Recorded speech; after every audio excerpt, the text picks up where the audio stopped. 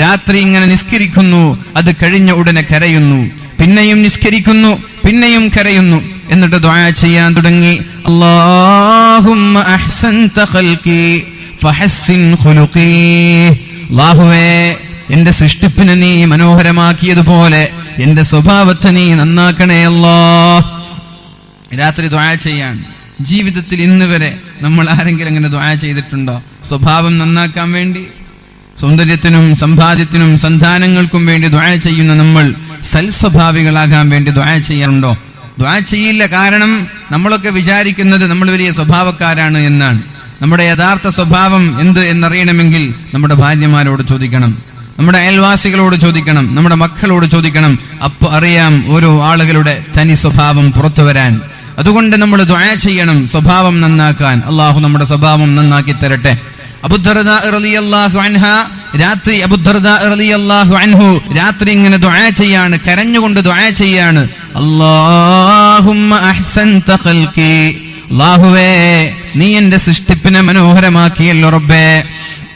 നീ എന്റെ സൃഷ്ടിപ്പിനെ മനോഹരമാക്കി. എന്റെ ശരീരങ്ങളിൽ അംഗവൈകല്യങ്ങളില്ല. എന്റെ കണ്ണിനോ എന്റെ കാലുകൾക്കോ എന്റെ കൈകൾക്കോ യാതൊരു പ്രശ്നമില്ല. വളരെ മനോഹരമായിട്ടാണ് നീ എന്നെ സൃഷ്ടിച്ചത്. ഫതബാറകല്ലാഹു അഹ്സനുൽ ഖാലിഖീൻ. എത്ര മനോഹരമായിട്ടാണ് മനുഷ്യൻ അല്ലാഹു സൃഷ്ടിച്ചത്. പക്ഷേ ഫഹസ്സിൻ ഖുലുഖി, അതേപോലെ നീ എന്റെ സ്വഭാവത്തെ നന്നാക്കണേ അല്ലാഹ്. അതേപോലെ എന്നെ നീ സ്വൽസ്വഭാവികളിൽ ഉൾപ്പെടുത്തണേ അല്ലാഹ് എന്ന് പറഞ്ഞ് സുബഹി നിസ്കാരം വരെ നിരന്തരമായി കരഞ്ഞു ദുആ ചെയ്യുകയാണ് മഹാനായ അബൂദർദാ റളിയല്ലാഹു അൻഹാ. ഇത് ഭാര്യ ഇങ്ങനെ ശ്രദ്ധിച്ചുകൊണ്ടിരിക്കുകയാണ്. സുബഹിയുടെ ശേഷം, പ്രഭാതശേഷം മഹദിയായ ഉമ്മു ദർദാ റളിയല്ലാഹു അൻഹാ തന്റെ ഭർത്താവിനോട് ചോദിക്കുകയുണ്ടായി. യാ അബൂദർദാ, അല്ലയോ ഭർത്താവേ, മാ കാന ദുആഉക മുൻദുൽ ലൈല ഇല്ലാ ഫീ ഹുസ്നിൽ ഖുൽഖി. രാത്രി മുഴുവനും നിങ്ങൾ സ്വഭാവം നന്നാവാൻ വേണ്ടിയാണല്ലോ ദുആ ചെയ്തത്. എന്താണ് അങ്ങനെ ദുആ ചെയ്യാനുള്ള കാരണം? രാത്രി ഖിയാമുൽ ലൈൽ നിസ്കരിച്ച്, തഹജ്ജുദ് നിസ്കരിച്ച് ഉറങ്ങാതെ കരഞ്ഞുകൊണ്ട് എന്റെ സ്വഭാവം നന്നാക്കണേ പറഞ്ഞ് ആത്മാർത്ഥമായി ദുആ ചെയ്യുന്നതിന്റെ പിന്നിലുള്ള കാരണം എന്ത് എന്ന് തന്റെ ഭർത്താവിനോട് ഭാര്യ ചോദിച്ചപ്പോ മഹാനായ അബൂദർദാ റളിയല്ലാഹു അൻഹു ഭാര്യയോട് പറഞ്ഞു കൊടുക്കുകയാണ്. ഇന്നൽ അബ്ദൽ മുസ്ലിമ, ഒരു മുസ്ലിമായ ഒരാൾ, ഒരു മുസ്ലിമായ ഒരു സഹോദരൻ, യുഹ്സിനു ഖുലുഖഹു, അവനവന്റെ സ്വഭാവത്തെ നന്നാക്കിയാൽ ആ ഒരു സ്വഭാവം കാരണം അവന് സ്വർഗ്ഗത്തിലേക്ക് പ്രവേശിക്കാമെന്ന് മഹാനായ അബൂദർദാ റളിയല്ലാഹു അൻഹു. ഹത്താ യുദ്ഖിലഹു ഹുസ്നു ഖുൽഖിഹിൽ ജന്ന, അവന്റെ സ്വൽസ്വഭാവം കാരണം അവൻ നാളെ സ്വർഗ്ഗത്തിലെത്താമെന്ന് അബൂദർദാ റളിയല്ലാഹു അൻഹു. വയുസീഉ ഖുലുഖഹു, ഒരു മനുഷ്യന്റെ സ്വഭാവം മോശമായാൽ, പെരുമാറ്റം മോശമായാൽ, ഹത്താ യുദ്ഖിലഹു സൂഉ ഖുലുഖിഹിൻ നാർ, അവന്റെ മോശപ്പെട്ട സ്വഭാവം കാരണം, ദുഷിച്ച പെരുമാറ്റം കാരണം അവൻ നാളെ നരകത്തിലേക്കാണ് പോകാനുള്ളത് എന്ന് മഹാനായ അബൂദർദാ റളിയല്ലാഹു അൻഹു തന്റെ ഭാര്യയോട് പറഞ്ഞു കൊടുക്കുന്നുണ്ട്. അവിടെ വെച്ച് നമ്മുടെ വിഷയം നമ്മൾ ഇന്ന് തുടങ്ങുകയാണ്. അബ്ദുല്ലാഹി ഇബ്നു അംർ റളിയല്ലാഹു അൻഹു പറയുന്നുണ്ട്, ലം യകുൻ നബി സല്ലല്ലാഹു അലൈഹി വസല്ലം ഫാഹിഷൻ വലാ മുതഫഹിഷ. അല്ലാഹുവിന്റെ ഹബീബ് ഒരാളെയും ചീത്ത പറയാറുണ്ടായിരുന്നില്ല, ഒരാളെയും തെറി പറയാറുണ്ടായിരുന്നില്ല, ഒരാളെയും ഇൻസൾട്ട് ചെയ്യുമായിരുന്നില്ല. കഴിവിന്റെ പരമാവധി പ്രോത്സാഹിപ്പിക്കുമായിരുന്നു. മഹാനായ അബ്ബാസ് തങ്ങളുടെ മക്കളെ റസൂലുള്ളാഹി സ്വല്ലല്ലാഹു അലൈഹി വസല്ലമ തങ്ങൾ വിളിക്കുമായിരുന്നു. അബ്ദുല്ലാഹി ഇബ്നു അബ്ബാസ് തങ്ങൾ, ഫളൽ ഇബ്നു അബ്ബാസ് തങ്ങൾ എന്നിങ്ങനെ ഒരുപാട് മക്കൾ അബ്ബാസ് തങ്ങൾക്കുണ്ടായിരുന്നു. ആ മക്കളെ വിളിച്ചിട്ട് അള്ളാഹുവിന്റെ ഹബീബ് ഓട്ട മത്സരം നടത്താറുണ്ടായിരുന്നു. അവരോട് പറയും, നിങ്ങളോട് അവർക്കൊരു സ്റ്റാർട്ടിംഗ് പോയിന്റ് വെക്കുമായിരുന്നു, ഒരു ഡെസ്റ്റിനേഷൻ വെക്കുമായിരുന്നു. എന്നിട്ട് വരവരച്ച് അവിടെ നിന്ന് ഓട്ട മത്സരം തുടങ്ങാൻ അള്ളാഹുവിന്റെ ഹബീബ് പറയുമായിരുന്നു. അവരെല്ലാവരും ഓടി വന്ന് അള്ളാഹുവിന്റെ ഹബീബിനെ കെട്ടിപ്പിടിക്കുമായിരുന്നു. ആരാണോ ആദ്യം വിജയിക്കുന്നത്, ആരാണോ ഡെസ്റ്റിനേഷൻ പോയിന്റിലേക്ക് ആദ്യമായി എത്തുന്നത്, അവർക്ക് അള്ളാഹുവിന്റെ ഹബീബ് സമ്മാനങ്ങൾ നൽകുമായിരുന്നു. ഇങ്ങനെയാണ് വളരെ മനോഹരമായി ആളുകളെ പ്രോത്സാഹിപ്പിച്ചുകൊണ്ട് റസൂലുള്ളാഹി സ്വല്ലല്ലാഹു അലൈഹി വസല്ലമ തങ്ങൾ ജീവിച്ച് നമ്മൾക്ക് കാണിച്ചു തരികയുണ്ടായി.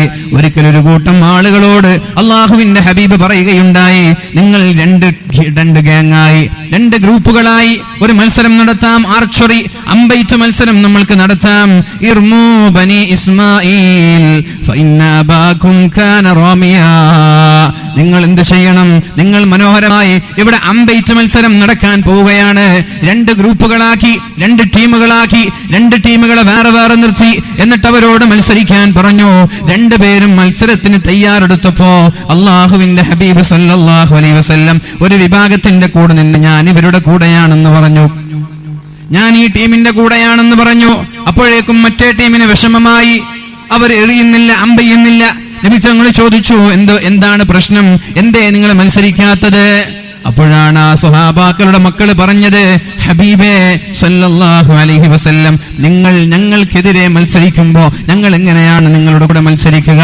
നിങ്ങൾ ഞങ്ങൾക്കെതിരെയാണ്, നിങ്ങൾ മറ്റൊരു ചേരിയിലാണ്, നിങ്ങൾ മറ്റു ടീമിലാണ്. അങ്ങനെ ഇരിക്കുമ്പോൾ ഞങ്ങൾ മത്സരിക്കാൻ തയ്യാറില്ല എന്ന് പറഞ്ഞ് ഒരു ടീം മത്സരത്തിൽ നിന്ന് മാറി നിൽക്കുന്നു. അപ്പോഴാണ് അള്ളാഹുവിന്റെ ഹബീബ് പറഞ്ഞത്, ഇർമൂ ബനി ഇസ്മായിൽ, നിങ്ങൾ മത്സരിച്ചോളൂ. ഫഇന്നീ മഅകും ജമീഅ, ഞാൻ നിങ്ങളുടെ 2 പേരുടെയും കൂടെയുണ്ട്, ഞാൻ നിങ്ങളുടെ 2 പേരുടെയും കൂടെയുണ്ട്, നിങ്ങൾ ധൈര്യമായി മത്സരിച്ചോളൂ എന്ന് പറഞ്ഞ് അള്ളാഹുവിന്റെ ഹബീബ് സല്ലല്ലാഹു അലൈഹി വസല്ലം തങ്ങൾ മത്സരിപ്പിക്കുമായിരുന്നു. അവർക്ക് പ്രോത്സാഹന സമ്മാനങ്ങൾ നൽകുമായിരുന്നു. ഇന്ന് ഞാൻ ഒരു 2 മണി മുതൽ ഒരു 3:30 മണി വരെ പയ്യന്നൂരിൽ ഒരു പരിപാടിയിൽ പങ്കെടുത്തു വരികയാണ്. കുവൈറ്റ് കേരള മുസ്ലിം അസോസിയേഷൻ സംഘടിപ്പിക്കുന്ന ആ തൃക്കരിപ്പൂർ മണ്ഡലത്തിലുള്ള എല്ലാ റാങ്ക് ഹോൾഡേഴ്സിനും സമ്മാനം കൊടുക്കുന്ന പരിപാടിയായിരുന്നു. ഇത്തരം പ്രോത്സാഹനങ്ങൾ, ഇത്തരം അനുമോദനങ്ങൾ ഒരു മക്കൾക്ക്, ഒരു കുഞ്ഞിന് നൽകുന്ന ധൈര്യം ചെറുതല്ല. കാരണം ചെറിയ വളർന്നു വരുന്ന മക്കൾക്ക് വാക്കിനാലോ പ്രവൃത്തിയാലോ സമ്മാനങ്ങളും റിവാർഡുകളും നമ്മൾ നൽകുമ്പോൾ അവർക്ക് വലിയ വലിയ വളർച്ച ലഭിക്കുകയാണ്. അതിന് പകരം നമ്മുടെ മോശമായൊരു വാക്കുകൊണ്ട് നമ്മൾ ഇൻസൾട്ട് ചെയ്യുകയോ തെറി പറയുകയോ നിരുത്സാഹപ്പെടുത്തുകയോ ചെയ്യുമ്പോൾ വലിയ വലിയ പ്രതിഭകൾ, വലിയ വലിയ പ്രഗത്ഭരായ നേതാക്കന്മാരായി മാറേണ്ട ആളുകൾ മുളയിലെ ഇങ്ങനെയുള്ള നിരുത്സാഹം കേട്ട്, നിരുത്സാഹപ്പെടുത്തുന്ന വാക്കുകൾ കേട്ടുകൊണ്ട് അവരുടെ വളർച്ച മുരടിക്കുന്നുണ്ട്. അതുകൊണ്ട് ഉമ്മമാരോട്, അധ്യാപകരോട്, സുഹൃത്തുക്കളോട് എനിക്ക് പറയാനുള്ളത്, ഒരിക്കലും മോശപ്പെട്ട വാക്കുകൾ പറയരുത്, നിരുത്സാഹപ്പെടുത്തുന്ന വാക്കുകൾ പറയരുത്, ഇൻസൾട്ട് ചെയ്യുന്ന വാക്കുകൾ പറയരുത്. കഴിവിന്റെ പരമാവധി ആളുകളെ പ്രോത്സാഹിപ്പിക്കാനാണ് ശ്രമിക്കേണ്ടത്, ആളുകളോട് നല്ല വാക്കുകൾ പറയാനാണ് ശ്രമിക്കേണ്ടത്. റസൂലുള്ളാഹി സ്വല്ലല്ലാഹു അലൈഹി വസല്ലമ തങ്ങൾ പറയുന്നുണ്ട്, മൻ കാന യുഅ്മിനു ബില്ലാഹി വൽ യൗമിൽ ആഖിർ, ഒരാൾ അല്ലാഹുവിനെ കൊണ്ടും അന്ത്യനാളിനെ കൊണ്ടും വിശ്വസിക്കുന്ന ആളുകളാണെങ്കിൽ, അഥവാ ഉഖ്റവിയായ പാരത്രിക ലോകത്ത് വിജയിക്കണമെന്ന് ആഗ്രഹിക്കുന്ന ആളുകളാണെങ്കിൽ, ഫല്യഖുൽ ഖൈറാ, നല്ലതേ അയാൾ പറയാൻ പാടുള്ളൂ. വായ തുറന്നാൽ നല്ലതേ പറയാൻ പാടുള്ളൂ, നല്ല വാക്കുകളെ അയാളിൽ നിന്ന് വരാൻ പാടുള്ളൂ. ഔ ലിയസ്മുത്, നല്ലത് വരുന്നില്ല എങ്കിൽ നീ വായ തുറക്കരുത്, നിന്റെ നാവനക്കരുത്. നീ സംസാരിക്കുകയാണെങ്കിൽ നല്ലതേ പറയാൻ പാടുള്ളൂ, മോശപ്പെട്ടൊരു വാക്ക് പോലും പറയാൻ പാടില്ല. അള്ളാഹുവിനെ കൊണ്ടും അന്ത്യനാളിനെ കൊണ്ടും വിശ്വസിക്കുന്ന ആളുകളാണെങ്കിൽ, നാളെ പാരത്രിക ലോകത്ത് വിജയിക്കുന്ന ആളുകളാണെങ്കിൽ ആളുകളോട് നല്ലത് പറയണം. ഒരാളെയും മുരടിപ്പിക്കുന്ന രീതിയിൽ, ഒരാളെയും ഇൻസൾട്ട് ചെയ്യുന്ന രീതിയിൽ, ഒരാളെയും നിരുത്സാഹപ്പെടുത്തുന്ന രീതിയിൽ ഒരു വാക്ക് പോലും പറയരുത്. ഉമ്മമാരുടെ ഭാഗത്ത് നിന്ന് വരാൻ പാടില്ല, ഉപ്പമാരുടെ ഭാഗത്ത് നിന്ന് വരാൻ പാടില്ല, അധ്യാപകന്മാരുടെ, ഉസ്താദുമാരുടെ, ചങ്ങാതിമാരുടെ ഭാഗത്ത് നിന്ന് വരാൻ പാടില്ല. ആ ഒരു വാക്ക് കാരണം അവന്റെ വളർച്ചയ്ക്ക് തകർച്ച സംഭവിക്കുന്നുണ്ട്. അതുകൊണ്ട് ആളുകൾക്ക് മാക്സിമം പ്രോത്സാഹനങ്ങൾ നൽകി ആളുകളെ മനോഹരമായി വളർത്താനുള്ള വഴികളാണ് നമ്മൾ ആലോചിക്കേണ്ടത്. അള്ളാഹു നമ്മുടെ മക്കൾക്ക് ഉയർച്ച നൽകട്ടെ, അള്ളാഹു നമ്മുടെ മക്കൾക്ക് ബുദ്ധിശക്തിയും ഓർമ്മശക്തിയും നൽകട്ടെ. നാടിനും സമുദായത്തിനും മാതാപിതാക്കൾക്കും ദീനിനും ഉപകരിക്കുന്ന സ്വാലിഹീങ്ങളായ കൺകുളിർമയുള്ള മക്കളായി അള്ളാഹു നമ്മുടെ മക്കളെ സ്വീകരിക്കുമാറാവട്ടെ. മഹാനായ അബ്ദുല്ലാഹി ഇബ്നു അംർ റളിയല്ലാഹു അൻഹു പറയാണ്, ലം യകുനി നബിയ്യു സല്ലല്ലാഹു അലൈഹി വസല്ലം ഫാഹിഷൻ വലാ മുതഫഹിഷാ, അല്ലാഹുവിന്റെ ഹബീബ് ചീത്ത പറയുന്ന ആളായിരുന്നില്ല, ഒരാളെയും വിഷമിപ്പിക്കുന്ന ആളായിരുന്നില്ല. തന്റെ ഭാര്യയായ ആയിഷ ബീവി റളിയല്ലാഹു അൻഹയോട് ഓട്ടമത്സരം നടത്തിയത് എന്തിന്? ആയിഷ ബീവി റളിയല്ലാഹു അൻഹയ്ക്ക് ദാമ്പത്യ ജീവിതത്തിൽ ബോറടിക്കാതിരിക്കാൻ വേണ്ടി, മസല് പിടിക്കാതിരിക്കാൻ വേണ്ടി. ദാമ്പത്യ ജീവിതം എന്ന് പറയുന്നത് ഭാര്യ ഭർത്താവിനോട്, ഭർത്താവ് ഭാര്യയോട് പരസ്പരം മസല് പിടിക്കാനുള്ളതല്ല. അവിടെ റൊമാൻസ് വേണം, അവിടെ സ്നേഹം വേണം, അവിടെ സൗഹൃദം പങ്കിടണം, അവിടെ എൻജോയ്മെന്റ് വേണം. അതിനിടയ്ക്കിടെ ഈ ജീവിതം ബോറടിക്കാതിരിക്കാൻ, ഈ ജീവിതം മടുക്കാതിരിക്കാൻ അള്ളാഹുവിന്റെ ഹബീബ് പല വഴികളും നോക്കിയിട്ടുണ്ട്. അതിലൊന്നാണ് 2 പേരും ഓട്ടമത്സരം നടത്തിയത്.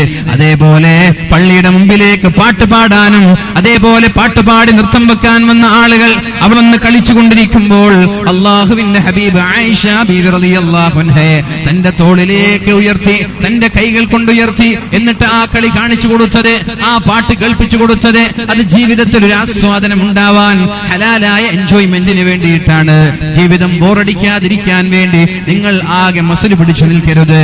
ആളുകൾക്കിടയിൽ കളിക്കാനും ചിരിക്കാനും തമാശകൾ പങ്കിടാനും ശ്രമിക്കണമെന്നാണ് അള്ളാഹുവിന്റെ ഹബീബിന്റെ ജീവിതം നമ്മൾക്ക് പഠിപ്പിച്ചു തരുന്നത്.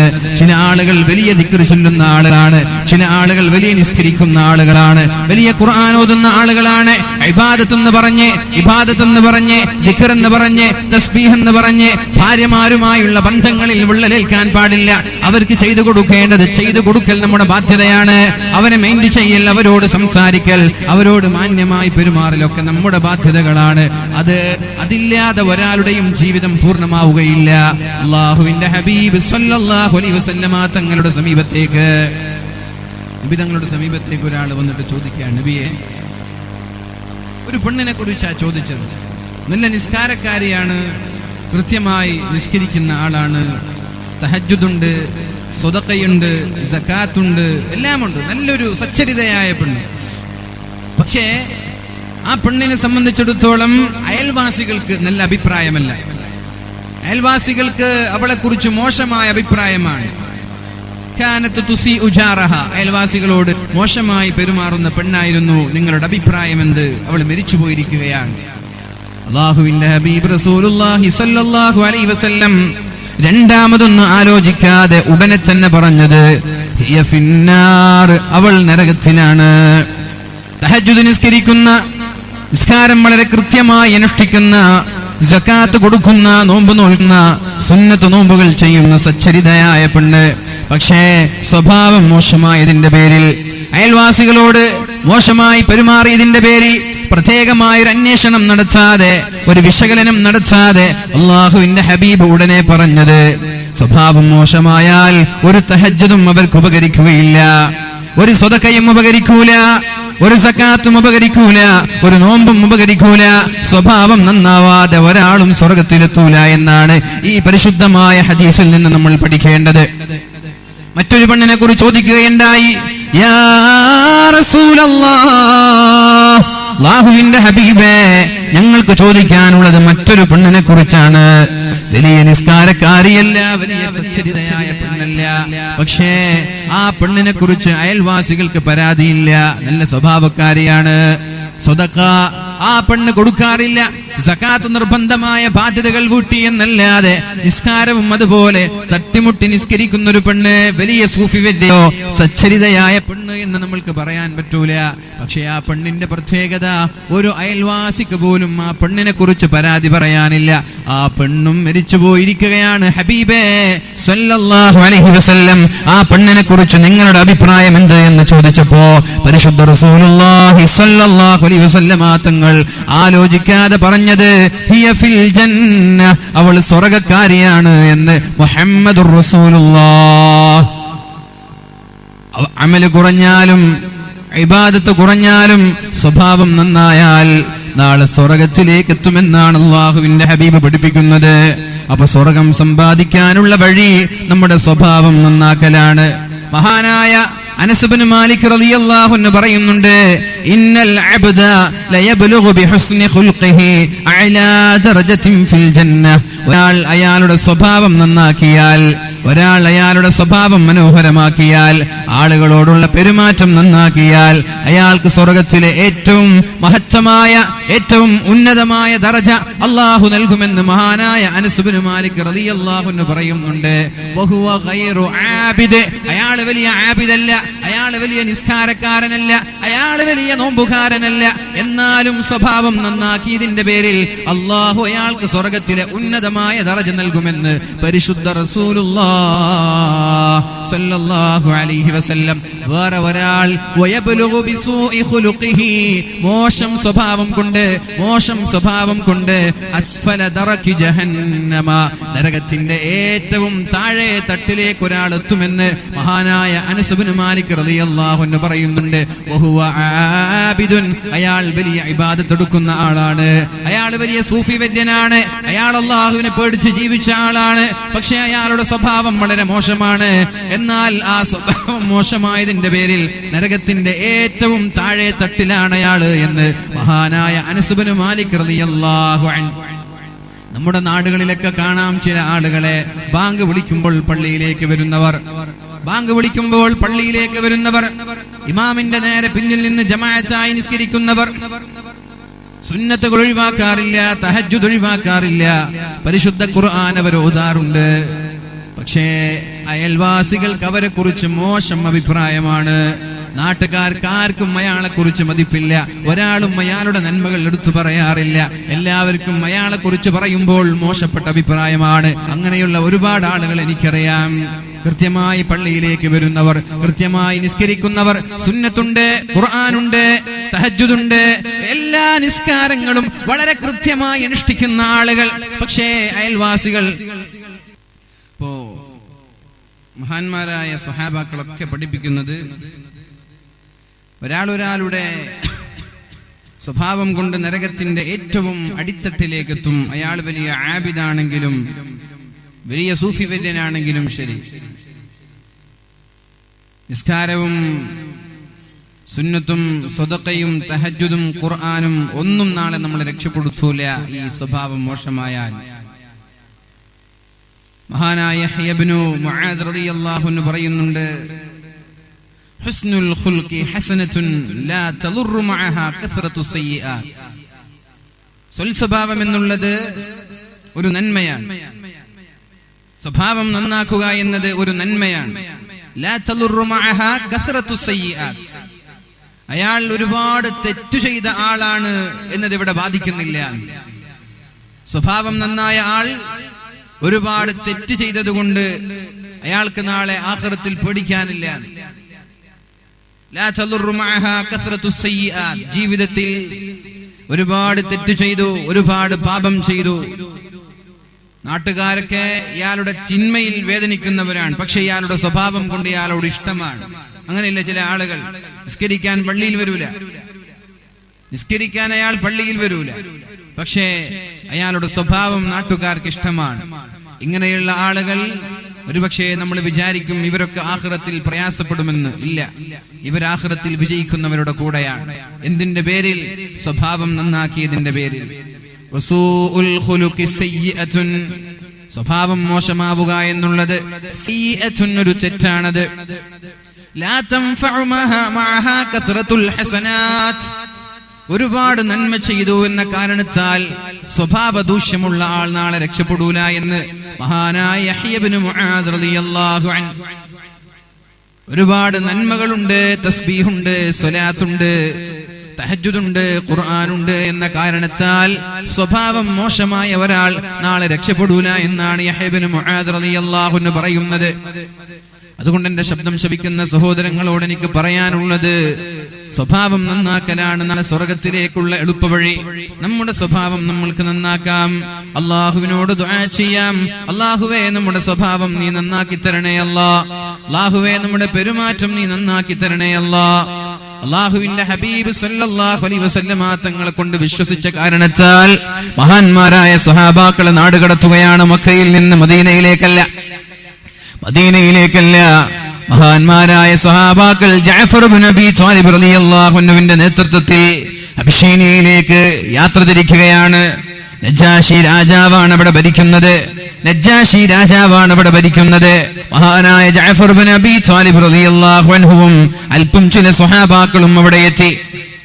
അങ്ങനെ നജാശി രാജാവ് ഇവർക്ക് അഭയം നൽകി. ആ ഒരു അഭയം നൽകിയത് കാരണത്താൽ വളരെ സുഗമമായി മഹാന്മാരായ സ്വഹാബാക്കൾ ഇവിടെ ജീവിക്കാൻ തുടങ്ങി. അപ്പോഴാണ് മക്കയിൽ നിന്ന് ധിക്കാരികളായ കിങ്കരന്മാരായ ആളുകൾ നജാശി രാജാവിനെ സമീപിക്കുന്നത്. നജാശി രാജാവിന് സമ്മാനങ്ങളുമായിട്ടാണ് പോയത്. അല്ലയോ രാജാവേ, ഇവരെ നിങ്ങൾക്കറിയുമോ? ഇവര് മുസ്ലിമീങ്ങളാണ്. ഇവര് നിങ്ങളുടെ മതത്തെക്കുറിച്ച് കുറ്റം പറയുന്ന ആളുകളാണ്. നിങ്ങളുടെ ദൈവമെന്ന് വിശ്വസിക്കുന്ന ഈസയെ അവർ കുറ്റം പറയുന്നുണ്ട്. ദൈവമല്ല എന്ന് പറയുന്നവരാണിവർ. ഇവര് ഞങ്ങളുടെ നാട്ടിൽ നിന്ന് ഭിന്നിപ്പുണ്ടാക്കി വന്നവരാണ്. അതുകൊണ്ട് ഒരു നിലക്കും ഇവർക്ക് അഭയം നൽകരുത്. നിങ്ങളുടെ അധികാരം തന്നെ നഷ്ടപ്പെടാനുള്ള സാധ്യതയുണ്ട്. നിങ്ങളുടെ നാട് ഭിന്നിപ്പിലേക്ക് എത്താനുള്ള സാധ്യതയുണ്ട്. ഇവിടുത്തെ സൗഹാർദ്ദ അന്തരീക്ഷം നഷ്ടപ്പെടാനുള്ള സാധ്യതയുണ്ട്. അതുകൊണ്ട് ഇവരെ നാട് കടത്തണമെന്ന് നജാശി രാജാവിനോട് ധിക്കാരികളായ മുശ്രിക്കീങ്ങൾ എത്തിറഞ്ഞപ്പോഴാണ് നജാശി രാജാവ് എടുത്തു ചാടുന്ന ആളല്ല.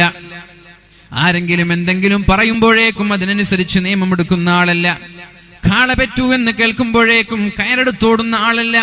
കാള പ്രസവിക്കൂലല്ലോ എന്ന് പോലും ചിന്തിക്കാനുള്ള തന്റെ ഇടമില്ലാതെ കാള പെറ്റു എന്ന് കേൾക്കുമ്പോൾ കയറെടുത്തോടുന്ന സ്വഭാവം നമ്മൾക്കുണ്ട്. ഇന്നലെ നമ്മൾ കേട്ടു, ചെർക്കളത്തൂർ അബ്ദുള്ള മരിച്ചപ്പോൾ നമ്മുടെ ചെർക്കളം അബ്ദുള്ളയായി ചിത്രീകരിച്ചു.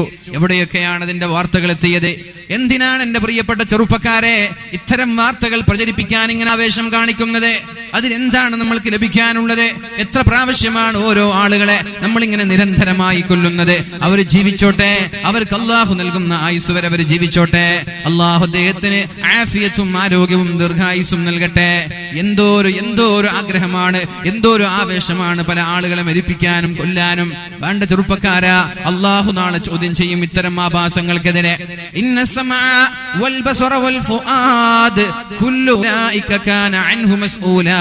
നമ്മുടെ ഓരോ നീക്കുപോക്കുകളും നാളെ അള്ളാഹു ചോദ്യം ചെയ്യാൻ പോവുകയാണ്.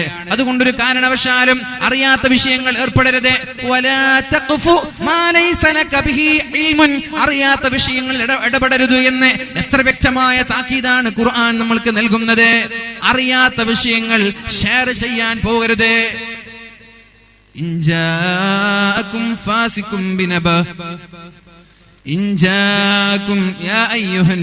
ജനങ്ങളെ, ഇൻജാഅകും ഫാസിഖും ബിനബഇൻ ഫതബയ്യനു ഖബ്ല അൻ തുസീബു ഖൗമൻ ബിജഹാല.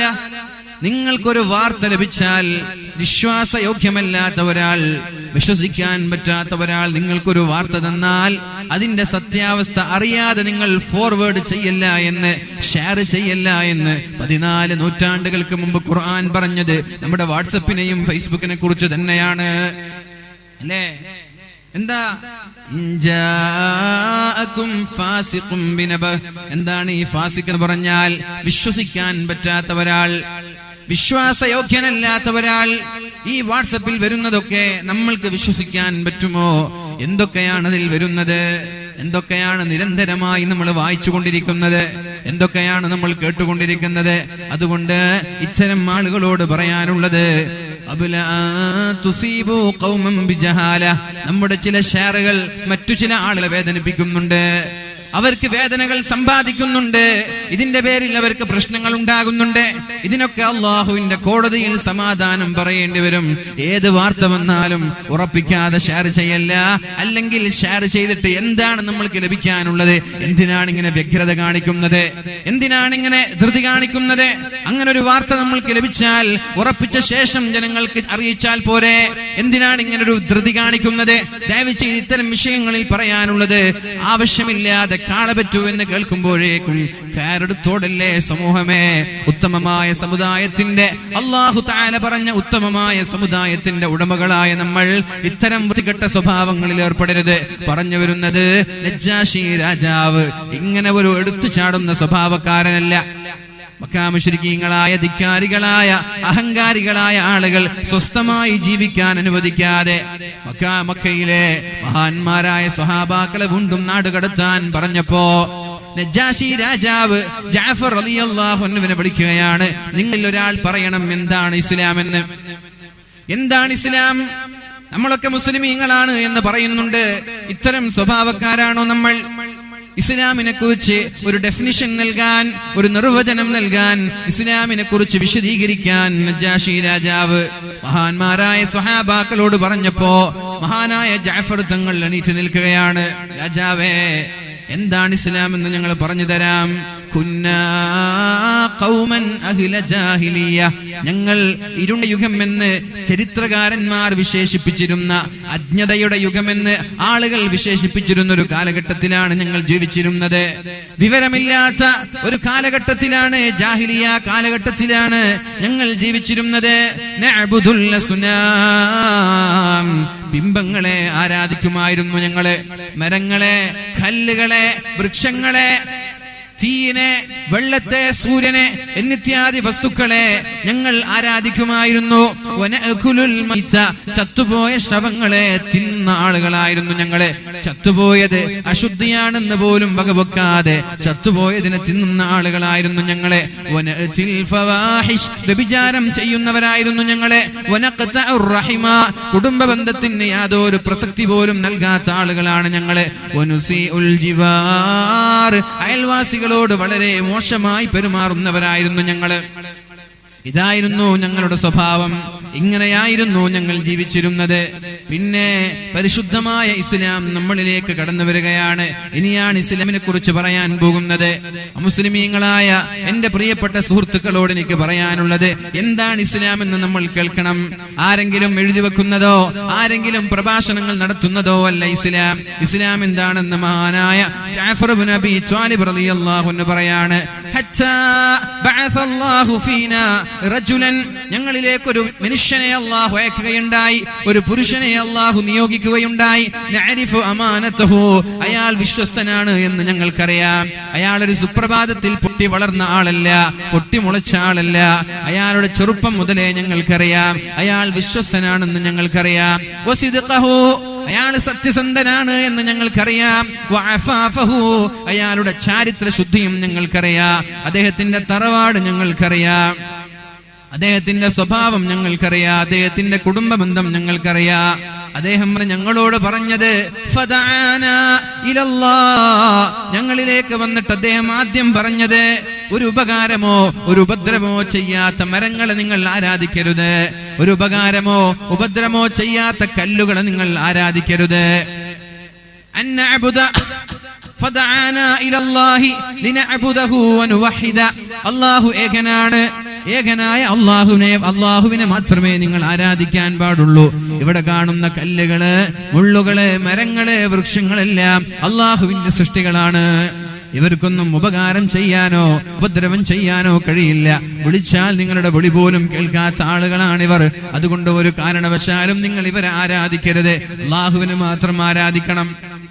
ഞങ്ങളുടെ ഉപ്പമാരും ഞങ്ങളുടെ പ്രപിതാക്കളും ആരാധിച്ചിരുന്ന കല്ലുകളെയും ബിംബങ്ങളെയും വലിച്ചെറിയാൻ പറഞ്ഞു.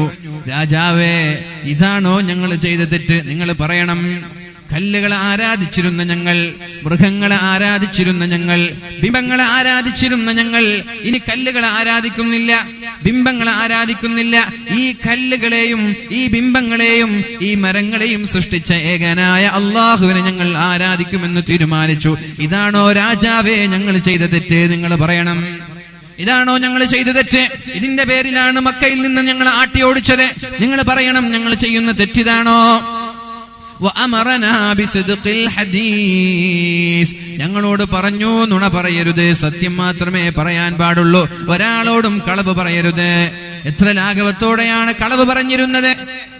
നമ്മുടെ ഓരോ ആളുകളുടെ ആവശ്യങ്ങൾക്ക് വേണ്ടി നിരന്തരമായി കളവ് പറഞ്ഞിരുന്ന ഞങ്ങളോട് അല്ലാഹുവിന്റെ ഹബീബ് സല്ലല്ലാഹു അലൈഹി വസല്ലമ തങ്ങൾ പറഞ്ഞു, ഖുലിൽ ഹഖ്ഖ വഇൻ കാന മുറാ, നിങ്ങളുടെ തല തെറിക്കാൻ സാധ്യതയുണ്ടെങ്കിൽ വരെ, നിങ്ങളുടെ സ്ഥാനം നഷ്ടപ്പെടാൻ സാധ്യതയുണ്ടെങ്കിൽ വരെ, നിങ്ങളുടെ അഭിമാനം നഷ്ടപ്പെടാൻ സാധ്യതയുണ്ടെങ്കിൽ വരെ, തല പോയാലും നിങ്ങൾ നുണ പറയരുത്, തല പോയാലും നിങ്ങൾ കളവ് പറയരുത്.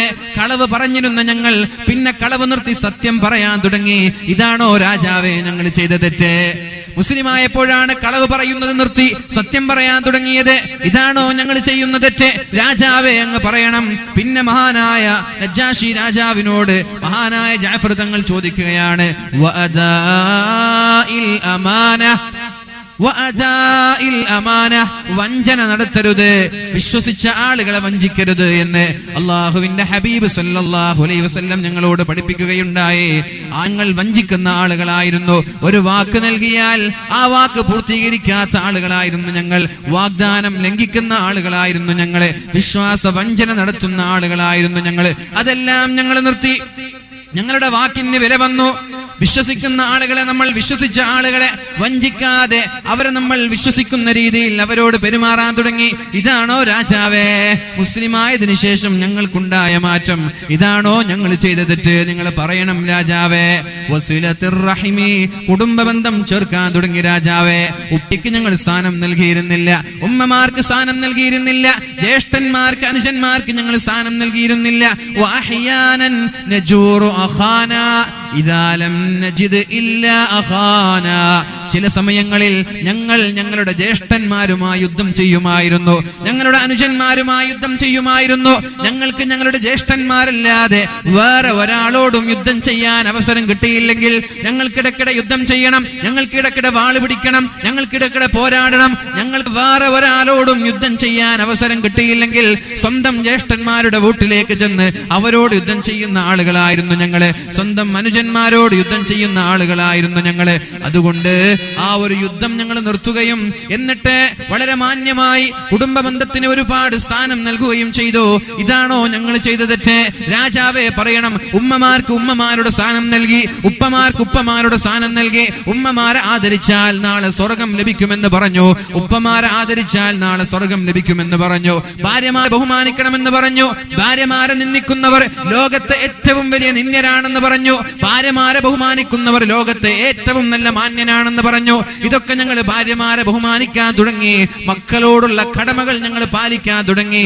ഇതാണോ രാജാവേ ഞങ്ങൾ മുസ്ലിമായതിനു ശേഷം ഞങ്ങളുടെ ജീവിതത്തിൽ ഉണ്ടായ മാറ്റം? ഇതാണോ ഞങ്ങൾ ചെയ്ത തെറ്റ്? നിങ്ങൾ പറയണം. ഇതാണോ ഞങ്ങൾ ചെയ്ത തെറ്റ്? പെണ്ണുങ്ങളെ, സ്ത്രീകളോട് വളരെ മോശമായി പെരുമാറിയിരുന്ന ഞങ്ങൾ, സ്ത്രീകളെ വധിച്ചിരുന്ന ഞങ്ങൾ, പെൺകുഞ്ഞ് ജനിച്ചാൽ വളരെ നിഷ്ഠൂരമായി കണ്ണിൽ ചോരയില്ലാതെ ദയയില്ലാതെ കുഴിച്ചു മൂടിയിരുന്ന ഞങ്ങൾ ആ കൊലപാതകം നിർത്തി. അപ്പോഴാണ് അല്ലാഹുവിന്റെ ഹബീബ് പറഞ്ഞത്, മൻ ആല ജാരിയതൈനി ഹത്താ തബ്ലുഗാ, രണ്ട് പെൺകുട്ടികളെ ഒരാൾ ജന്മം നൽകിയാൽ എന്നിട്ട് അവർക്ക് ഭക്ഷണം നൽകി, അവർക്ക് വസ്ത്രം നൽകി, അവർക്ക് വെള്ളം നൽകി, പ്രായപൂർത്തി എത്തുന്നത് വരെ വളരെ മാന്യമായി വിവേചനമില്ലാതെ അന്തസ്സോടെ വളർത്തി കല്യാണം കഴിച്ചു കൊടുത്താൽ അള്ളാഹുവിന്റെ ഹബീബിന്റെ കൂടെ നാളെ സ്വർഗത്തിൽ ഒരുമിച്ച് കൂടുമെന്ന് എന്റെ ഹബീബ് ഞങ്ങളോട് പഠിപ്പിക്കുകയുണ്ടായി. ഞങ്ങൾ പെൺകുഞ്ഞുങ്ങളെ കുഴിച്ചു മൂടിയിരുന്ന ഞങ്ങൾ പെൺകുഞ്ഞുങ്ങളെ വളർത്താൻ വേണ്ടി മത്സരിക്കാൻ തുടങ്ങി. രാജാവേ ഇതാണോ ഞങ്ങൾ ചെയ്ത തെറ്റ് എന്ന് നിങ്ങൾ പറയണം. എന്നിട്ടോ വഹുസ്നിൽ ജിവാരി, അയൽവാസികളോട് മോശമായി പെരുമാറുന്ന ആളുകളായിരുന്നു ഞങ്ങൾ. അയൽപ്പക്കങ്ങൾക്ക് യാതൊരു പരിഗണന ഞങ്ങൾ നൽകിയിരുന്നില്ല. അവരോട് മോശമായിട്ടായിരുന്നു ഞങ്ങൾ പെരുമാറിയിരുന്നത്. ഇത് അള്ളാഹുവിന്റെ ഹബീബ് പറഞ്ഞു, അയൽവാസികളോട് മോശമായി പെരുമാറുന്നവൻ മുഅ്മിനല്ല, അവര് മുസ്ലിമല്ല. അയൽവാസിയുടെ മതം നിങ്ങൾ നോക്കരുത്, അവരുടെ വർഗം നിങ്ങൾ നോക്കരുത്, അവരുടെ വർണ്ണം നിങ്ങൾ നോക്കരുത്. അയൽവാസി പട്ടിണി കിടന്ന് മരിച്ചാൽ നിങ്ങളുടെ ഈമാൻ നഷ്ടപ്പെടും. പക്ഷേ നിങ്ങൾ പട്ടിണി കിടന്ന് മരിച്ചാൽ നിങ്ങൾക്ക് യാതൊരു പ്രശ്നമില്ല. നിങ്ങളുടെ വീട്ടിൽ നിങ്ങളോ നിങ്ങളുടെ ഭാര്യമാരോ നിങ്ങളുടെ കുടുംബക്കാരോ നിങ്ങളുടെ മക്കളോ വിശപ്പ് സഹിക്കാൻ കഴിയാതെ പട്ടിണി കിടന്ന് മരിക്കേണ്ട ഒരു അവസ്ഥ നിങ്ങൾക്കുണ്ടായാൽ അതുകൊണ്ട് നിങ്ങൾക്ക് സ്വർഗമാണ് ലഭിക്കുന്നത്. എന്നാൽ നിങ്ങളുടെ അയൽവാസി, അയാൾ ഹിന്ദുവാവട്ടെ, ക്രൈസ്തവനാവട്ടെ, മുസ്ലിം ആവട്ടെ, നിങ്ങളുടെ ശത്രുവാവട്ടെ, ഒരു നേരത്തെ ഭക്ഷണം ലഭിക്കാതെ പട്ടിണി കിടന്ന് മരിച്ചാൽ നിങ്ങളുടെ ഈമാൻ നഷ്ടപ്പെട്ടു പോകുമെന്ന് മുഹമ്മദുർ റസൂലുള്ളാഹ്. ഞങ്ങളങ്ങനെ അയൽവാസികളോട് മാന്യമായി പെരുമാറാൻ തുടങ്ങി. ഇതാണോ ഞങ്ങൾ ചെയ്ത തെറ്റ്? ഹറാമുകളിൽ നിന്ന് മാറി നിൽക്കണമെന്ന് ഞങ്ങളോട് പറഞ്ഞു. ഹറാമ് കാണല്ലേ, ഹറാമ് കേൾക്കല്ലേ, ഹറാമായ വ്യഭിചാരങ്ങൾ ചെയ്യരുത്, കള്ള് കുടിക്കരുത്, മറ്റുള്ളവരെ വഞ്ചിക്കരുത്, പലിശ തിന്നരുത്, കൊലപാതകം നടത്തരുത്. ഹറാമായ കാര്യങ്ങളിൽ നിന്ന് പൂർണ്ണമായും ഞങ്ങളെ തടയുകയുണ്ടായി. ഞങ്ങൾ അതിൽ നിന്ന് മാറി നിന്നു. ഇതാണോ രാജാവേ ഞങ്ങൾ ചെയ്ത തെറ്റ്? അപ്പോഴാണ് നജ്ജാശി രാജാവിന് മനസ്സിലായത്, ഇവർ ഉത്തമ സമുദായത്തിന്റെ ആളുകളാണ്, ഇവര് നല്ല മതക്കാരാണ്, ഇവരുടെ ഭാഗത്ത് വീഴ്ചയില്ല, ഇവരുടെ ഭാഗത്ത് തെറ്റില്ല, ഇവരൊരു നാട്ടിൽ വളരേണ്ടവരാണ്. പക്ഷേ എന്തോ ഒരു ദൗർഭാഗ്യവശാൽ അധികാരമോഹത്തിന് വേണ്ടി നാട്ടിലുള്ള നന്മ ചെയ്യുന്ന ആളുകളെ നാടിൽ നിന്ന് ആട്ടിയോടിച്ച് വീണ്ടും ഇവിടെ നിന്ന് ആട്ടിയോടിക്കാനാണോ പറയുന്നത്? മക്കയിൽ നിന്ന് വന്ന കിങ്കരന്മാരെ നജ്ജാശി രാജാവ് അവിടെ നിന്ന് തുരത്തി ഓടിച്ചത് ചരിത്രമാണ്. ഇതാണ് ഇസ്ലാം എന്ന് പറഞ്ഞാൽ. ഈ ഒരു ഇസ്ലാമിന്റെ ആളുകളാണോ നമ്മൾ? ഈ ഒരു ഇസ്ലാമിന്റെ ആളുകളാണോ നമ്മൾ? എന്റെ ശബ്ദം ശ്രവിക്കുന്ന പ്രിയപ്പെട്ട അമുസ്ലിം സഹോദരങ്ങളോട് പറയാനുള്ളത്, മുസ്ലിമീങ്ങൾ എന്ന് പറയുന്നവർ ഇവരാണ്. ഇതായിരിക്കണം ഒരു മുസ്ലിമിന്റെ സ്വഭാവം, ഇങ്ങനെയായിരിക്കണം ഒരു മുസ്ലിമിന്റെ സ്വഭാവം. ഇതായാലേ അയാളെ കുറിച്ച് മുസ്ലിം എന്ന് പറയാൻ പറ്റുള്ളൂ. മഹാനായ അബൂ ഹുറൈറ റളിയല്ലാഹു അൻഹു റിപ്പോർട്ട് ചെയ്യുന്ന ഒരു ഹദീസ് കാണാം. അല്ലാഹുവിന്റെ ഹബീബ് സല്ലല്ലാഹു അലൈഹി വസല്ലമ തങ്ങൾ മഹാനായ അബൂ ഹുറൈറ റളിയല്ലാഹു അൻഹുവിനെ വിളിക്കുകയാണ്, യാ അബാ ഹുറൈറ, അബൂ ഹുറൈറ അലൈക ബിഹുസ്നിൽ ഖുൽഖി, അബൂ ഹുറൈറ നിനക്ക് നിന്റെ സ്വഭാവം നന്നാക്കൽ നിന്റെ ബാധ്യതയാണ്. വളരെ മാന്യമായി പെരുമാറൽ നിന്റെ കടമയാണ്. ആളുകളോടൊക്കെ വളരെ സുസ്മേരവദനായി പുഞ്ചിരിയോടെ വളരെ മാന്യമായി പെരുമാറണമെന്ന് മഹാനായ അബൂ ഹുറൈറ റളിയല്ലാഹു അൻഹുവിനോട് പറഞ്ഞപ്പോ അബൂ ഹുറൈറ റളിയല്ലാഹു അൻഹു ചോദിക്കുകയാണ്, വമാ ഹുസ്നുൽ ഖുൽഖി യാ റസൂലല്ലാഹ്, അല്ലാഹുവിന്റെ ഹബീബേ എന്താണ് ഹുസ്നുൽ ഖുൽഖ് എന്ന് പറഞ്ഞാൽ? നിങ്ങൾ പറഞ്ഞു സ്വൽസ്വഭാവം വേണമെന്ന്. എന്താണ് ഈ സ്വൽസ്വഭാവം? സ്വൽസ്വഭാവത്തിന്റെ ഡെഫിനിഷൻ ഒന്ന് പറഞ്ഞു തരുമോ? സ്വൽസ്വഭാവത്തിന്റെ പര്യായം എന്ന് പറഞ്ഞു തരുമോ എന്ന് മഹാനായ അബൂ ഹുറൈറ റളിയല്ലാഹു അൻഹു അല്ലാഹുവിന്റെ ഹബീബിനോട് ചോദിച്ചപ്പോഴാണ് പരിശുദ്ധ റസൂലുള്ളാഹി സ്വല്ലല്ലാഹു അലൈഹി വസല്ലമ തങ്ങൾ പറഞ്ഞത്, ആതസില മൻ ഖതഅക, ആതസില മൻ ഖതഅക വതഅഫു അമ്മൻ ളലമക വതുഅതിയ മൻ ഹറമക. ഈ മൂന്ന് കാര്യങ്ങളാണ് സ്വൽസ്വഭാവം എന്ന് പറയുന്നത്. എന്തൊക്കെയാണ്? ഒന്ന്, അൻതസില മൻ ഖതഅക, നിന്നോട് കുടുംബ ബന്ധം വിച്ഛേദിച്ച് നിൽക്കുന്ന ആളുകളോട് നീ ബന്ധം സ്ഥാപിക്കലാണ് സ്വൽസ്വഭാവം എന്ന് പറഞ്ഞാൽ. കല്യാണത്തിന് നിന്നെ ക്ഷണിക്കാത്തവരോട് നീ മാന്യമായി പെരുമാറി. നിന്റെ മകളുടെ കല്യാണം വരുമ്പോ ആദ്യം അവരെ വിളിക്കലാണ് കുടുംബ ബന്ധം എന്ന് പറഞ്ഞാൽ. കല്യാണത്തിന് വിളിച്ച് നിന്റെ വീട്ടിലേക്ക് വരാത്ത കുടുംബക്കാര് അവര് കല്യാണത്തിന് ക്ഷണിച്ചാൽ ആദ്യം അവരുടെ കല്യാണ വീട്ടിലേക്ക് പോകലാണ് കുടുംബ ബന്ധം എന്ന് പറഞ്ഞാൽ. അതാണ് സ്വൽസ്വഭാവം എന്ന് പറഞ്ഞാൽ. അല്ലാതെ ഇങ്ങോട്ട് ബന്ധം വെക്കുന്നവരോട് അങ്ങോട്ട് തിരിച്ചു ബന്ധം വെക്കുക, എന്നെ ക്ഷണിച്ചവരോട് തിരിച്ചു ക്ഷണിക്കുക, എന്റെ കല്യാണത്തിന് വന്നാൽ തിരിച്ചും കല്യാണത്തിന് പോവുക, എന്റെ വീട്ടിലേക്ക് വരുമ്പോൾ ഗിഫ്റ്റുകളും സമ്മാനങ്ങളും ബേക്കറികളും ഫ്രൂട്ട്സുകളുമായി വരുന്ന വീട്ടിലേക്ക് അതേപോലെ തിരിച്ചു കൊണ്ടുപോവുക. ഇങ്ങോട്ട് കൊണ്ടുവരാത്തവന്റെ വീട്ടിലേക്ക് ഒന്നും കൊണ്ടുവരാതെ പോവുക. അതേപോലെ ഇങ്ങോട്ട് വരാത്തവന്റെ വീട്ടിലേക്ക് പോവാതിരിക്കുക. ഇതെല്ലാം സ്വൽസ്വഭാവം എന്ന് പറഞ്ഞാൽ, ഇതെല്ലാം കുടുംബബന്ധം എന്ന് പറഞ്ഞാൽ. ഇതിനെക്കുറിച്ച് പറയുന്നത് ബിസിനസ് എന്നാണ്, ഇതിനെക്കുറിച്ച് പറയുന്നത് കച്ചവടം എന്നാണ്. 100 രൂപ കൊടുത്താൽ ഒരു വസ്തു വാങ്ങാം, 1000 രൂപ കൊടുത്താൽ, ഒരു 400 രൂപ കൊടുത്താൽ മാർക്കറ്റിൽ പോയാൽ ഒരു മീൻ വാങ്ങാം. 100 രൂപ കൊടുത്തു, നിനക്ക് മീൻ തന്നു. നീ കൊടുക്കാതെ നിനക്ക് തരൂല. ക്യാഷ് കൊടുക്കാതെ മീൻ തരൂല. ക്യാഷ് കൊടുത്ത് മീൻ തന്നില്ലെങ്കിലും പ്രശ്നമാണ്. എന്നാൽ കുടുംബ ബന്ധം അങ്ങനെയല്ല. ഇങ്ങോട്ട് തന്നവന് തിരിച്ചതേപോലെ കൊടുക്കലല്ല കുടുംബ ബന്ധം എന്ന് പറഞ്ഞാൽ. സ്വൽസ്വഭാവം എന്ന് പറഞ്ഞാൽ നിന്റെ വീട്ടിലേക്ക് വരാത്ത വീടുകൾ ഏതാണ് അവരുടെ വീട്ടിലേക്ക് തേടി പോവണം. നിന്നെ ബഹുമാനിക്കാത്തവൻ, നിനക്ക് തീരെ പരിഗണന നൽകാത്തവൻ, നിന്നോട് സ്നേഹമില്ലാത്തവൻ, അവരെ തെരഞ്ഞു പിടിച്ച് അവരുടെ വീട്ടിൽ പോയി അവരോട് കുടുംബ ബന്ധം സ്ഥാപിക്കലാണ് നല്ല സ്വൽസ്വഭാവം എന്ന് മുഹമ്മദുർ റസൂലുള്ളാഹി സല്ലല്ലാഹു അലൈഹി വസല്ലം അല്ലാഹുവിന്റെ ഹബീബ് സല്ലല്ലാഹു അലൈഹി വസല്ലമ തങ്ങൾ അറഫ മൈതാനിയിൽ 100,000 ചില്ലാനം സ്വഹാബാക്കൾ ഒരുമിച്ച് കൂടിയ ഒരു സദസ്സിൽ അല്ലാഹുവിന്റെ ഹബീബ് സല്ലല്ലാഹു അലൈഹി വസല്ലം ഒരു വഅദ് പറയുകയാണ്.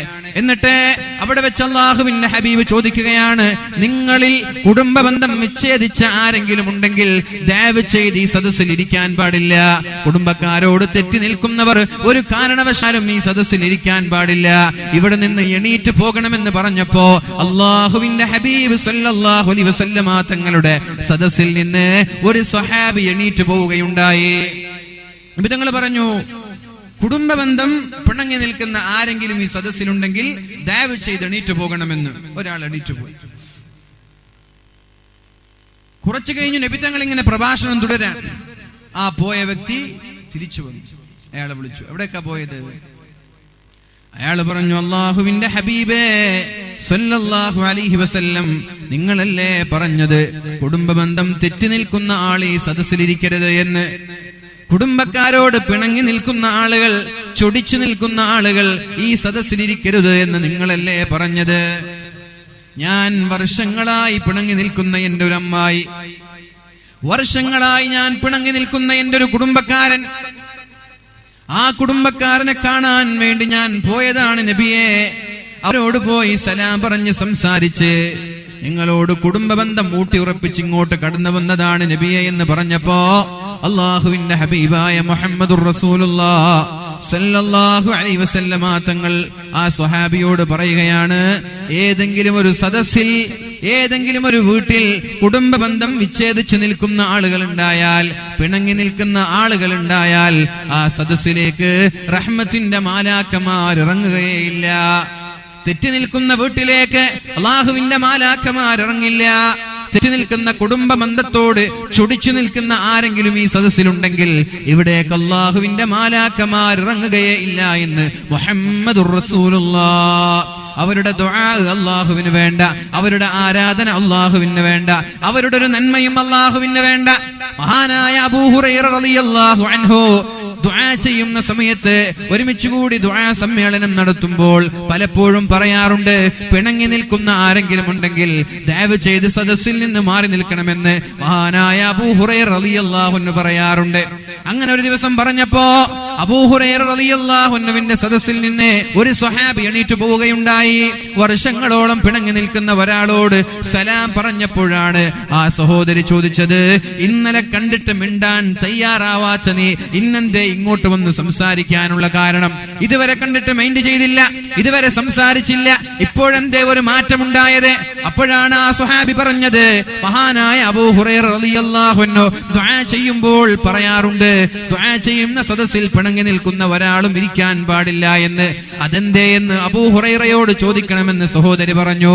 നേരെ അബൂ ഹുറൈറ റളിയല്ലാഹു അൻഹുവിന്റെ സമീപത്തേക്ക് കടന്നു വന്നിട്ട് അബൂ ഹുറൈറ റളിയല്ലാഹു അൻഹുവിനോട് ചോദിക്കുകയാണ്, നിങ്ങൾ എന്തേ അങ്ങനെ പറയാനുള്ള കാരണം? അപ്പോഴാണ് മഹാനായ അബൂ ഹുറൈറ റളിയല്ലാഹു അൻഹു പറഞ്ഞത്, ഒരാൾ കുടുംബബന്ധം തെറ്റി നിൽക്കുന്ന ഒരു സദസ്സിൽ, കുടുംബബന്ധം തെറ്റി നിൽക്കുന്ന ഒരാൾ ഒരു സദസ്സിലുണ്ടെങ്കിൽ ആ സദസ്സിലെ ദുആ അല്ലാഹു സ്വീകരിക്കുകയേ ഇല്ല.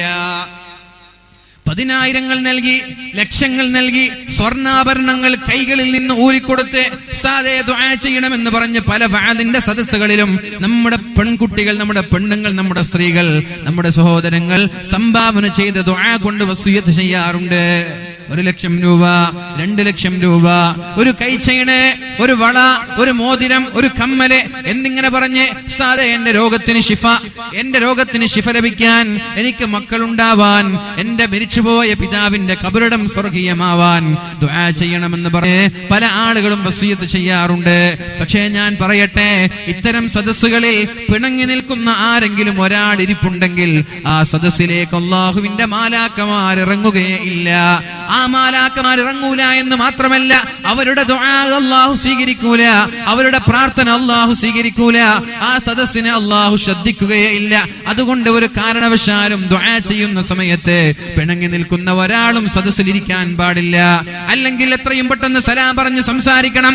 എത്രയും പെട്ടെന്ന് അവരോട് ഫോണിലൂടെയോ ടെക്സ്റ്റ് മെസ്സേജിലൂടെയോ വീട്ടിലേക്കോ ചെന്ന് സലാം പറഞ്ഞ് പിണക്കം മാറ്റി എന്നിട്ട് വേണം വഅദിന്റെ സദസ്സിലേക്ക് വരാൻ. അല്ലെങ്കിൽ ആത്മാർത്ഥമായി ദുആഇന്റെ ഇജാബത്ത് പ്രതീക്ഷിച്ച് ഇൽമിന്റെ സദസ്സാണ്, വഅദിന്റെ സദസ്സാണ് എന്ന് പറഞ്ഞ് ഒരുപാട് ആളുകൾ ഇരിക്കുമല്ലോ എന്ന പ്രതീക്ഷയോടെ ദുആ കൊണ്ട് വസിയത്ത് ചെയ്ത ആളുകൾ നിരാശരായി പോകാൻ ആരാണ് കാരണക്കാരൻ? കുടുംബബന്ധം തെറ്റി നിൽക്കുന്ന ആളുകൾ. ഒരു കാരണവശാലും അത്തരം ആളുകൾ വഅദിന്റെ സദസ്സിലേക്ക് വരരുത്. അത്തരം ആളുകൾ ദുആഇന്റെ സദസ്സിൽ ഇരിക്കരുത്. വരരുത് എന്ന് പറഞ്ഞാൽ വഅദ് കേൾക്കണമല്ലോ, എന്നാലല്ലേ ഒരു മാറ്റം ഉണ്ടാവുക. അതുകൊണ്ട് അല്പം മാറി നിൽക്കാം. ദുആ ചെയ്യുന്ന സമയത്ത് മാറി നിൽക്കണം. ദുആ അല്ലാഹു സ്വീകരിക്കുകയില്ല.